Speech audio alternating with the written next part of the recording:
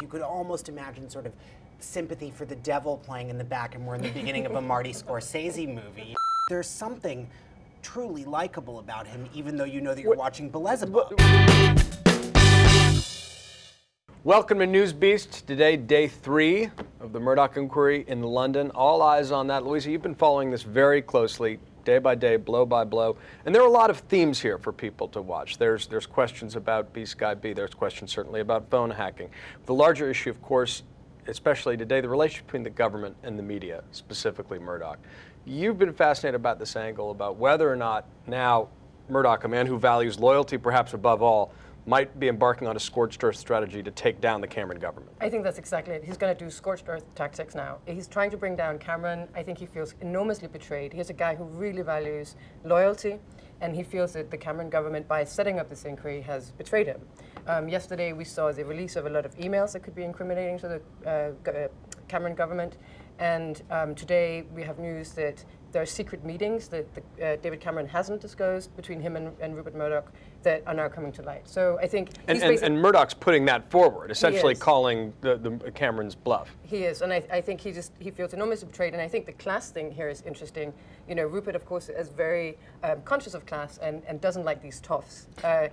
He doesn't like these Eton boys, which really essentially is the Cameron government. He sees himself as a classic self-made man, and I think that's why you see him also standing by Rebecca Brooks, who's a woman who came up on her own, is not of that world. So I think the whole class thing is an interesting thing to watch as well. And go ahead, Jacob. Well, it was fascinating to watch him, though, of course, pretend that he has no influence at all. I mean, you practically would have thought yesterday watching him that he's running a plumbing operation or something. I mean, it was, you know, and at the same time, he's kind of wildly charming about all of this. You could almost imagine sort of sympathy for the devil playing in the back, and we're in the beginning of a Marty Scorsese movie, you know, where he's kind of Jack Nicholson, and it's because there's something truly likable about him, even though you know that you're watching Beelzebub. But it's interesting because, I mean, on the stand today in particular, he's talking a lot about actually the news industry.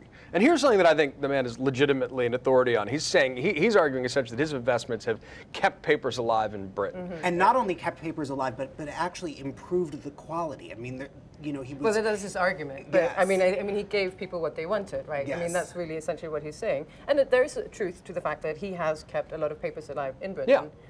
As lost leaders. Influence, you know, you're losing cash to gain influence. Right. So I think he has an argument there. And I think it's interesting. Yesterday, of course, he took a swipe at Sir Harold Evans, which was very interesting, which you can see on the Beast Harold.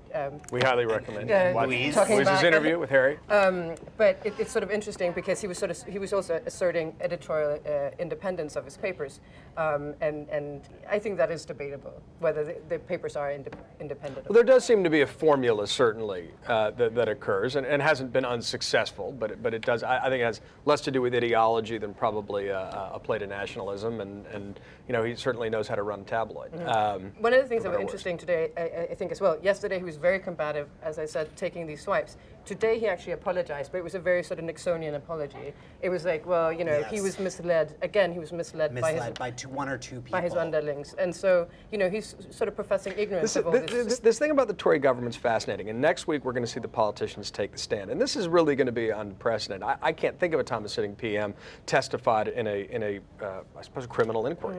And you'll have, I guess, Blair and Brown, who both feel betrayed on their own. Well, and Gordon Brown, of course, his family were phone hacked as well. So and medical records about their child, allegedly, indeed, correct?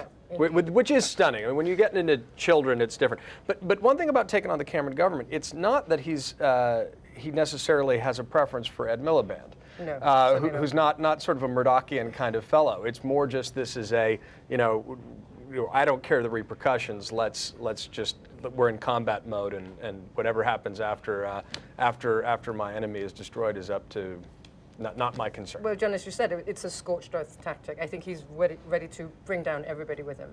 All right, Jacob, final word. Schadenfreude. Unfire. 2 words.